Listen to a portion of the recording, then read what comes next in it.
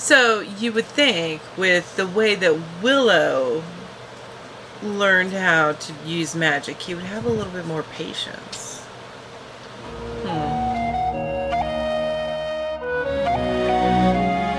Hey everybody, thanks so much for joining me here today. I am Melanie from Screen Time with Mel, and right now we're going to talk about Willow Season 1, Episode 2. Alright, so we start this episode in the past. So it's a little bit after the events of the movie, but well before the events of the television show. And it's kind of neat. So you see a much younger Willow walking into the scene, and he's walking into Tearsley, and he's got a goatee and everything, and he's telling Sorsha, I've had this prophetic dream. We need to start training her now. And he explains to her that magic is like all of other things. If you don't train or you don't use it, then it just goes away. Sorsha she's not interested in having Elora Danan start training. She still wants to hide who she is. She wants her to not have this responsibility. She wants just to keep her safe. So like her own child, she wants to do everything she can to keep her safe. So she's dismissing this prophecy, and instead is trying to hide Elora Danan from her destiny. And she gets pretty cruel to Willow when he's talking to her, because she's like, who's going to train her? You know, all the sorcerers are gone. They're no longer with us anymore. And Willow's like, I'll train her. I'm a great sorcerer, just like Rizal said. I'm High Aldwin now. I'll train her. And she sits down, gets on his level, and says, I think you're the bravest man I know. I think you have the biggest heart, or the truest heart, but you are not a sorcerer, and you never will be. Then after this, they flash back to just after he announced that she was Elora Danan back in his village. He takes her into the village proper, which is actually underground and hidden now. So takes her back into the village proper, and she meets Mims. Oh my gosh, that girl is so cute. Just her excitement is palpable. I loved it. I want to know where Rhiannon is, and of course, you know, the mother. I want to know where they are, because I've seen where the whole family is pictured on the press junket stuff, but I don't know if that's his family. Anyway, I'm just wondering what happened to them, because they didn't come and say bye. So they go to that, and then they have this little party, and they're all excited about Elora Danan, and then everything calms down. They do like this town meeting thing, and it's funny. This whole section is really kind of funny. So it's like Willow's trying really hard to be like the past High Aldwin, and is quite kind of missing the mark, you know. And so it's funny to see this happen in the interchange and stuff. So like even there's a little part where he said, scoot closer to me, and she's like scooching over, and you could hear the chair scooching over, and it was kind of like this uncomfortable silence. It was funny. And then he consults the bones, and he even does the same looks that the other High Aldwin did, but you can tell that he doesn't know a dang thing about what he's looking at. He's like, it's just a bunch of bones, and he just makes up crap. Who's to say the other High Aldwin didn't do the same thing? But he just makes up stuff, and he tries to be kind of mysterious, I guess the best word, or elusive. I don't know the right word for it, but kind of like that guy was. Didn't quite work, but and then they say do the finger test, and this is a callback to when he had to do the finger test in the movie, and it's really what power comes, you know, all the power comes from which finger, and you're supposed to pick your own, and he's whispering to her, yours. He's like mouthing yours, and she's like what, and then picks the wrong finger. He's like, no, you guys, and everybody just gets up and leaves. He's like, no, that's not. Look at me, I had to pick the wrong finger too, but look at me now. But that night, Mims comes to see Willow and says, you have to go, because he's saying that she needs to train her, and she needs to stay there and be trained, and she absolutely refuses. She's like, no, I'm going to go find Airk. That is what I'm going to do. Whether you want me to or not, that's what's going to happen. Whether they want me to or not, that's what's going to happen. And so that's why Mim says, you got to go with her. And he's like, no, I'm high Aldwin now, I shouldn't go, blah, blah, blah. And she's like, no, you need to go. This is how you will be serving your village. Making sure that this prophecy comes to pass. So they have a sweet moment whenever they leave.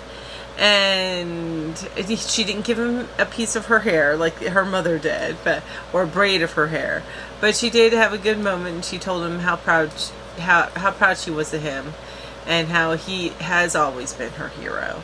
And he's like, well, if me leaving on an adventure took getting that from you, then I would have left earlier. I will tell you, the costuming in this, and I'm going to kind of digress a little bit from going beat by beat, but the costume in this is awesome. I see so much cosplay coming out of this, and I've already seen like two pieces that we. If you guys don't know, I'm in I also have a crocheting channel, and in the community, the crocheting community, I see two pieces. There's a wrap that Elora Dannon wears, and then there's a hooded, and there's already a bunch like it anyway, but a hooded scarf that Mims wears when she says goodbye. Those will be pieces that end up getting replicated. Both in knit and in crochet, but it's especially that wrap. I keep looking at it, figuring out how I can make it, but it's a long wrap. Anyway, the costuming is great. I can see a lot of people doing cosplay out of the different costumings. Yeah, between all of them, it's really great. So I thought that was, I really like what they did. They did a great job on that. The next morning they wake up, and of course Elora Dannon's gone. Everybody's got to look for her. Elora Dannon's gone again. She likes to do that. Wake up in the wee, and you know, you would think that these people would start to get the drift. Why don't we make sure we're keeping an eye on her in the early or the wee hours of the morning? That tends to be when she wants to, you know, scurry away. And meanwhile, she does that. Meanwhile, the princess Kit is not having it. She's fed up. She's like, you know what? Let's just leave. I'm not worried about the muffin girl. Let's just go. And Jade's like, you're being rude. No, we need to take care of her. We need to do this. And then out comes and I still can't remember the guy that came up that was listening to their conversation, the rogue guy. I still can't remember his name. I'll get it eventually. I do remember her betrothed, this Grayson. Anyway, out comes Willow yelling at them, calling them nincompoops, just saying, how could, you know, where is she? Where is she gone? And they thought, she was with you, wasn't she? What do you mean? And so now they go off in search of Elora Dannon, who is now alone in the woods, and everybody's freaking out. And Jade goes to leave, and Kit's like, where are you going? And she goes, well, I'm going to go help with the search. You go do what you want, as you will anyway, as you've always done. I was like, ooh, ouch. At some point during all this, maybe when he's teaching her a little bit later, but they do all end up getting back together and traveling together. Now there's this one cute exchange that's kind of funny, and it's another throwback to the movie, another little kind of Easter egg to the movie. But they're traveling in the wagon, and Elora's like, tells Willow straight up, you know what, all this shaking with the wagon and everything, it's making me feel kind of nauseous. And he's like, well, there's nothing we can do about that. It's the way things are. And that's it. And then he goes on to teach her. Well, in the middle of teaching her, he's asking her these questions, and she's enthusiastically trying to figure things out. She's like, he says, well, have you ever felt this? She's like, oh, no. Have you ever done this? No. Have you ever communed with animals? Have you communed with animals? No. But have you? No.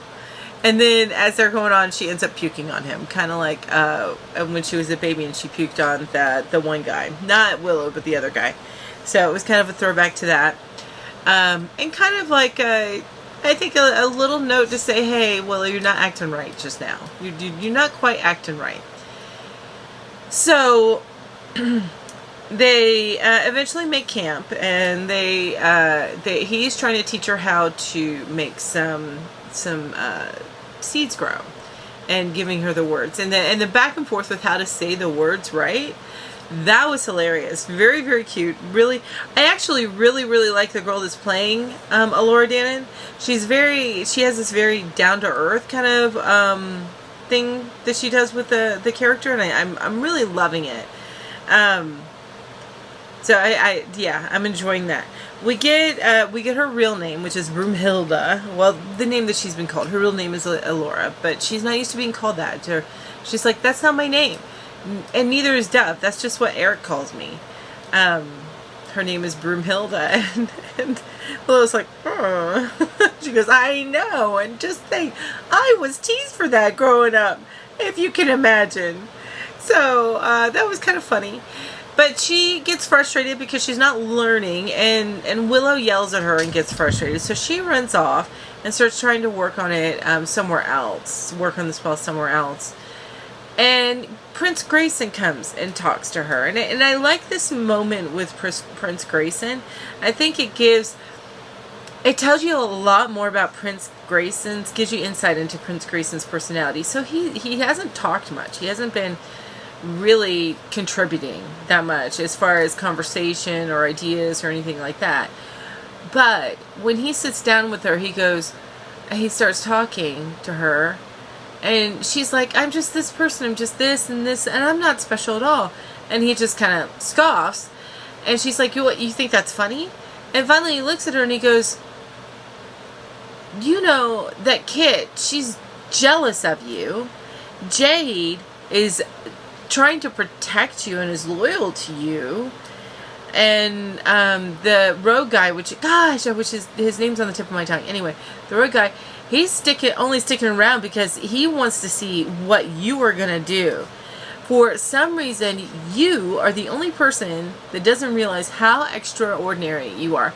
And that makes me hope that Elora Danon and maybe Prince Grayson get together. But we'll see. We'll see how that rolls. And hopefully we got lots of seasons of this. I hope it's more than just one season. Anyway.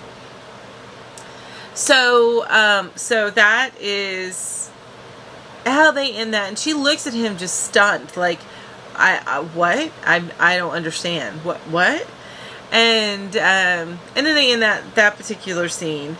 At some point, they do show where Willow, when he had gone back to warn Sorsha about this dream, that he found Elora Danon as she's probably, I would say, somewhere around 5, and she can talk pretty well, but she's still very young. So we put her like in that late 4 to 5 range.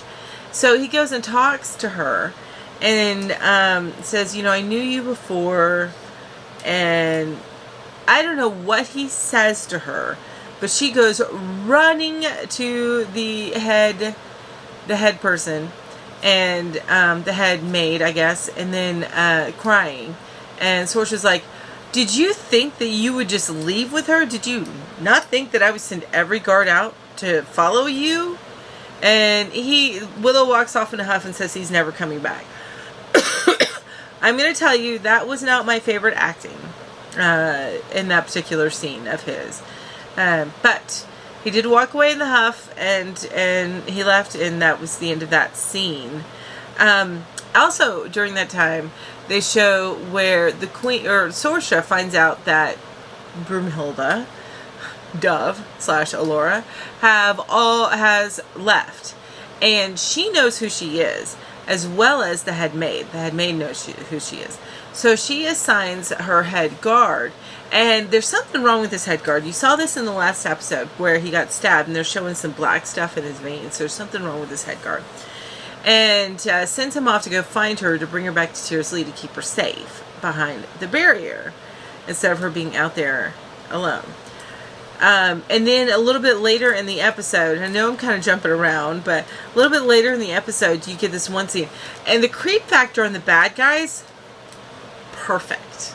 Love it. So you get this guy, it's like he's got skin over his eyes kind of, and he's chained, and this fire bursts forth, and it's like he's talking with this mind to somebody, saying that she's been exposed, and he knows where she is, and then the woman who you assume, there's a woman's voice who you assume is Bap Morta, is talking to him saying, okay, you must be found. He said, I have one of my hounds already on it, which is this guard guy. And then a couple scenes later, he turns, and then he attacks his own people, and assuming that he turns them just to be just like him.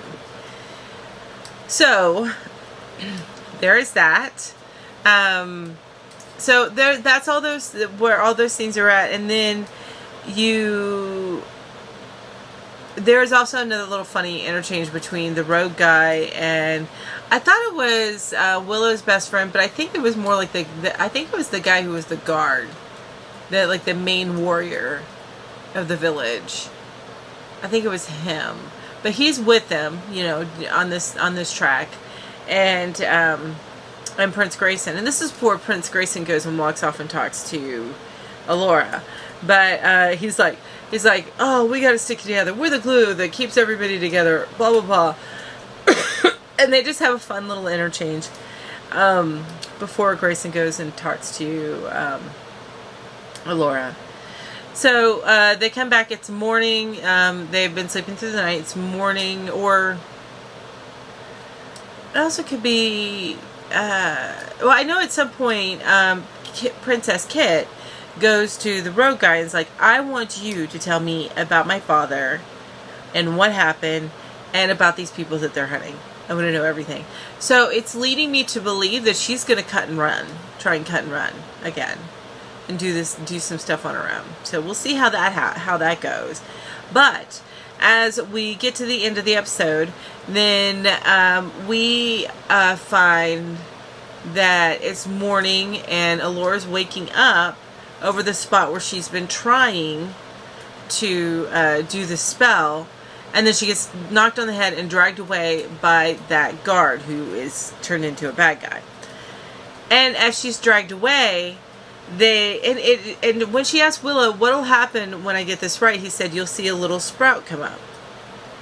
And that means you got it right. Well, as she gets dragged away, you see the sprout come up as the closing music, which is a modern song, by the way. The Hurdy-Gurdy Man or something like that. And that was the same in the last episode, which I kind of like that, actually. Anyway, you see this not only sprout go up, but a little sapling. It becomes a little sapling. So that ends the episode. So now I gotta wait a week to find out what the heck happened. Gotta make me wait a week. But you know, that was something, you know, with like Netflix dropping everything all at once. That's something that I really miss, is that you know, I gotta wait a week. It's anxious. This anticipation. I love it. I really am enjoying this series so far. I hope that I get more connected with the characters. They're not bad. They're not bad at all. I am starting to feel connection with them. I like how they're developing them. So I just want them to draw me in more. I just want more of that. So I can't wait to see more.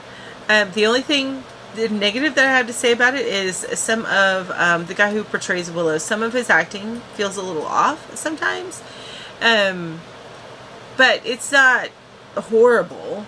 You know, it's not seriously off-putting. It was just really that one scene, you know. But I love what he does at every other time. So I think he's a great actor. So don't get me wrong. I just felt like that particular moment felt a little off. It wasn't quite right. And again, the costumes. What? I see so many cosplays coming out of this. So many. And there was that strange shirt with, like, there's a keyhole right under her breast for Elora, and then these long ties. I'm not understanding the purpose of that, but okay. I see where she's got those ties wrapped up and tied and wrapped around her and then tied on her back. So I don't know if it's just a way for her to wrap things around her and keep her more warm, but then you got this hole. So I don't know. It was a little strange, but and I can't wait to see when people start trying to make those wraps and that hooded scarf. So, you guys, what did you guys think? What have you been feeling about these 2 episodes? Let me know down below. Can't wait to hear from you. And let's start that conversation. I really, really hope that we can just really get into it and dig into it together. I'm excited for this to continue on. And thank you all so much for being here today. If you enjoyed this video, while you're down there making a comment, don't forget to hit the thumbs up. It really helps get this video in front of other people like you. And if you like all things television and some movies, then go ahead and hit subscribe if you haven't yet. Don't forget to hit the bell so that you're reminded each time I come out with a brand new video. Thank you all so much for being here today. I appreciate each and every one of you. You guys have an amazing day. Bye-bye.